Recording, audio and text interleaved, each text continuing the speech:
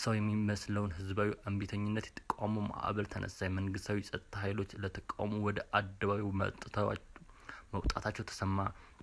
ተቃውሞውን ተከትሎ አብይ አዲስ አበባ ላይ ትዕዛዝ አስተላለፈ። የአርበኛው ዘመነ ካሴ ጥሪ አራት ኪሎን ማመሱ ተሰማ። አብይ አዲስ አበባ ላይ ሰራዊት አዘዙ።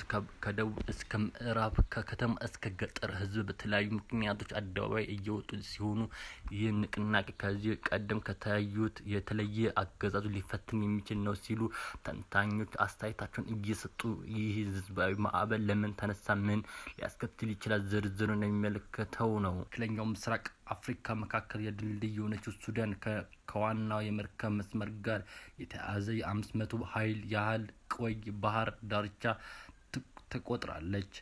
እጅግ ብዙ የእርሻ መሬትና ከፍተኛ የወርቅ ክምችት አላት። በተጨማሪም የምግብ፣ የመድኃኒት፣ የመዋቢያ እቃዎች ግብይት የሆነው የአረብ ገበያ በዓለም ቀዳሚ አማራጭ ነች ተብላለች።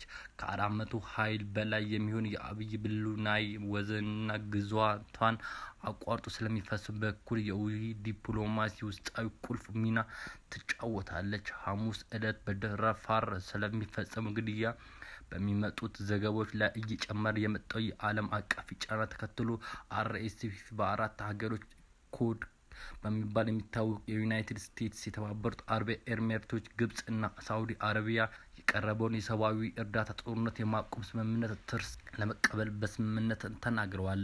የዩኤስ ውስጥ ጉዳይ ሚኒስትር ቃል አቀባይ ዩናይትድ ስቴትስ የሰብአዊ እርዳታ ስምምነት እንዲኖር ለማመቻቸት ከአርኤስኤፍ እና ከተፋካሪው የሱዳን ጦር ኃይሎች ኤስኤፍ ጋር ቀጥተኛ ግንኙነት ማድረጓን እንደቀጠለች ገልጸዋል።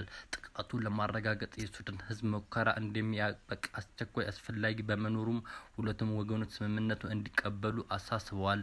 የእርቅ ስምምነት ለማስፈጸም ከሚስተራረፉት ነገሮች መካከል ሶስት ማለትም የዩኤስ፣ ሳዑዲ አረቢያ እና ግብጽ ከአርኤስኤፍ ጋር በመሆን የጦር መሳሪያ በማቅረብ የገንዘብ የሎጂስቲክስ ድጋፍ በመስጠት እንዲሁም ዲፕሎማሲያዊ ድጋፍ በማድረግ በሱዳን ግጭት ላይ በተለያዩ መንገዶች ተጽዕኖ ለማሳደር ሞክረዋል በማለትም ባለሙያዎች፣ የሰብአዊ መብት ተሟጋች ድርጅቶች እና በርካታ የምዕራባዊ መንግስት ከሰሞቹ እነዚህ አራት ሀገሮች በሙሉ ቀዳሚ ለረጅም ጊዜ ሀገሪቷን ሲመሩ የነበሩ አምባገነን ኦመር ሐሰን አልበሽር ሱዳን ካልፈጠር ባስወገደችው ጊዜ በ2019 ስልጣናቸውን በ2021 በተካሄደው መንፈቀ መንግስት ባጠናከሩ ጊዜ የሱዳን ወታደራዊ አመራር ደጋፍ ነበረ።